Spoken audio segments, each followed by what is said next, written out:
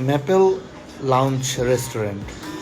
এটা একটা রমণী দেখিয়ে বুড়া মহিলা ধরিয়ে দেওয়ার মতো রেস্টুরেন্ট। দেখতে যেমন রমণীর মতো, খেতে এবং খাবারের লিস্টেও তেমন বুড়া একটা মহিলার মতোই। এটার লোকেশনটা গুগলে দেয়া আছে মিরপুর 11-তে, কিন্তু আপনাকে যেতে হবে ইস্টার্ন হাউজিংয়ে, যেখানে একসময় এক হাঁটু পানি থাকতো, এখন যদিও রাস্তাঘাট হয়েছে। এবং এখানে এত পরিমাণে মশা থাকে যে আপনার বসার ইচ্ছাটুকুও চলে যাবে। খাবারের পরিমাণ এতই কম থাকে, আপনার খাওয়া দেখেই খিদে লেগে যাবে যে আপনি কি খাবেন।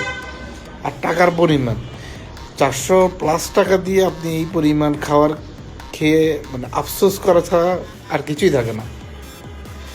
এটা খাওয়ার জাস্ট দেওয়ার জন্যই একে 2 পয়েন্ট দেওয়া যাইতে পারে, কিন্তু এদের খাওয়ার কোয়ালিটি, কোয়ান্টিটি সব কিছু একদম নিম্নমানের।